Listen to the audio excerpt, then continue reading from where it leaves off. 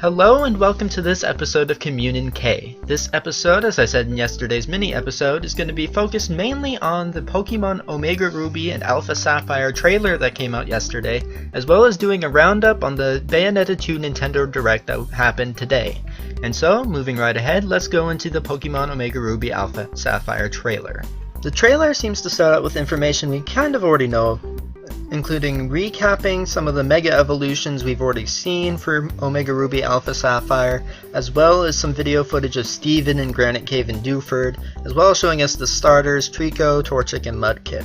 And then it gets into newer information. It starts by panning over what I believe to be Route 120, and then it moves on to being in Pacific Log Town, showing the trainer running across the planks that connect the buildings. The next two scenes of the trailer are things we've definitely not seen before shown in this trailer, and the first one is that you can still dive in Omega Ruby and Alpha Sapphire. Dive was an HM in the original Ruby Sapphire Emerald games, and it appears to have made its return, and diving it looks pretty fun as usual. It's got an interesting angle on it in this game instead of just kind of a top-down one. It's got you horizontally moving, and it might kind of play around with the angle a bit. And so that'll be fun to see how they get that to work. It looks like the trainer is riding a Whalmer, so I'm not sure if that's going to be similar to how X and Y had its own individual surf sprite for Lapras, and then the rest was just some generic sort of sprite, or whether each Pokemon's going to get its own sprite for surfing and diving, or whether Whalmer is just the default sprite for it. The next scene is a shot of the desert on the route above Mauville, Route 111, and so it's going to be interesting to see whether the Mirage Tower from Pokemon Emerald makes a return, which had the two fossils, the Claw Fossil and the Root Fossil in it, or whether it's going to revert back to the Ruby Sapphire version and not have that at all. So continuing through the trailer, there's not too much more new information for the next 30 seconds to a minute or so, and then we get to more shots of Team Magma and Team Aqua, as well as their bases, their members, and the leaders Maxie and Archie. And it shows us some new footage of Maxie going through the Slateport Museum, as well as Archie and Meteor Falls. And then it goes on to Groudon and Kyogre, and it looks like they appear to be in the Cave of Origin. And while they're in the Cave of Origin, they appear to go through the Primal Reversion, as it's called. So it's going to be interesting to see what exactly the effect of Primal Reversion is going to be. We know already that Groudon is getting a type change from normal ground type to ground fire, and then Kyogre's staying the same, and then they're getting some sort of stat boost or other.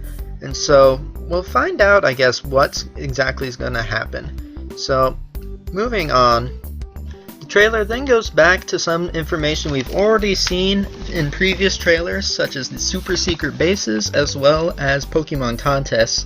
The Secret Bases part does show us a lot of dolls in one of these Secret Bases of all sorts of different Pokemon. And then the contest looks pretty similar to what we've been seeing before, as well as the cosplay Pikachus.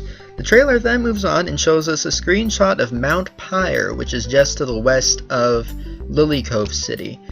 The trailer then gives us a screenshot of the rocket ship in Moss Deep City, and then follows up with a shot of you surfing on a Whalmer again in Sootopolis City. So it's starting to look like Whalmer is probably just going to be the default surf and dive icon, but we'll see. It may just be that they wanted to show off the Whalmer sprite. The next part of the trailer then shows us the inside of Sootopolis Gym with what looks to be the same gym puzzle it had previously, where you have to step on the different squares of ice to avoid falling through. And then the next is just showing you hopping around on the acro bike. And then the next scene is probably the most interesting and, I guess, unknown scene in the entire trailer. The trailer shows the player sneaking up on what appears to be a Pikachu tail sticking out of the grass. Now, this is entirely new. We've never seen a Pokemon game where you can actually see the wild Pokemon in the grass. And so we're not sure exactly what this feature is, whether it's like a Pokemon radar sort of feature, whether it's going to just be you can actually see the wild Pokemon in the grass. We don't have any idea. And so it looks like we're just going to have to wait until Omega Ruby Alpha Sapphire come out, or they give us more information on this feature, because it's entirely new. And I'm actually really excited to see where this goes, whether it's going to allow us to see rarer Pokemon, whether we'll just see all the Pokemon in the grass, or whether it's just a specific side quest or something. We then go back to some more screenshots we've already kind of seen, as well as some new ones. It shows us a screen of the submarine that Captain Stern built, but it appears to have been kind of decked out Team Aqua style in a very Sharpedo-esque sort of way. And then the next scene is of something we haven't seen before. Looks like a fighting dojo of sorts with a long bridge going towards it that the player is walking down. And so there's been a lot of speculation on what exactly this is.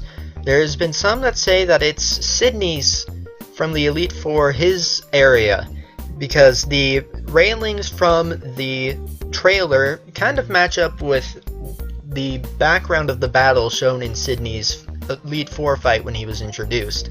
And then there's others saying that this is what's confirming the Battle Frontier. The Battle Frontier appeared in Emerald only, and so it'd be interesting to see it return for the remakes of Ruby and Sapphire, and this would be the Battle Arena. And so we'll see if this is true, whether it's the Battle Arena or whether it's just simply Sydney's Elite Four area. The trailer then moves on to some more information that we've already seen before, showing us Mega Salamence, Mega Lopunny, Mega Sableye, and then it goes on to what I believe is video footage from the intro of the game, where it shows Latios flying over the Hoenn region and then kind of swooping down and joining the player as he bikes along. This is very similar to the intro that is shown in the original Pokemon Ruby and Sapphire, and so I believe it's just going to be the intro.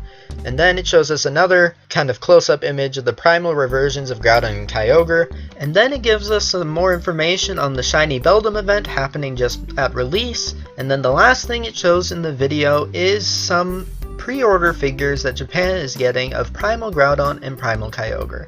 Now, also confirmed is that Omega Ruby and Alpha Sapphire will require approximately 1.8 gigabytes of space in order to download to your Nintendo 3DS, and this is almost 100 megabytes more than Pokemon X and Y.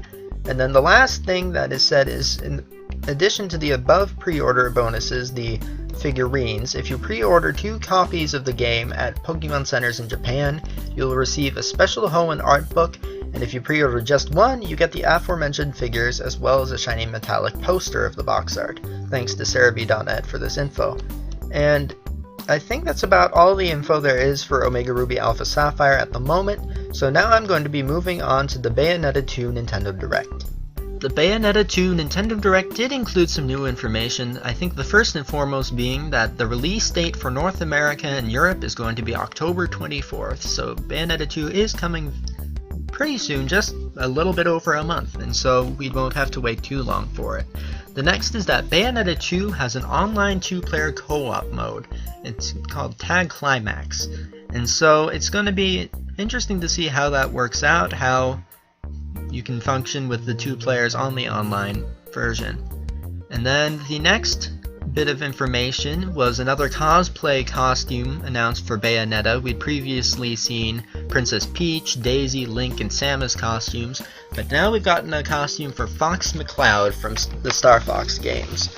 And so it looks pretty funny. It probably appeals to all those furries out there, so we'll see how it turns out. We'll see how much fun it is to play around with all the different cosplay options in the game. And then once again, they've reiterated that the original Bayonetta game will be included with the packaged version of Bayonetta 2, available for the retail price of $60. And then, for the downloadable versions of the games, the players who opt to purchase both digitally, the eShop will apply a special discount during the purchasing process, making it so that both games cost $60 together. And so it's kind of a bundle in a sense, but it's not officially like bundled together, not buy both games at the same time. You just go and purchase both games and it'll kind of mishmash the prices for you. And so the Nintendo Direct also covered a few more details about previously announced features of the game, including storyline, weapons, characters, Bayonetta's trademark attacks, and so on. And so I think that's about all the information to gain from the Bayonetta 2 Direct. I'll include a link in the description below to the full video of the Direct so that you can go and watch it, as well as a link to the trailer for Pokemon Omega Ruby Alpha Sapphire. And so I think that's about it for this episode of CommuNInqué. Please like, subscribe, and share if you enjoyed the video, and I will see you tonight with another CommuNInqué mini on the Smash Brothers post of the day. Stay classy, YouTube.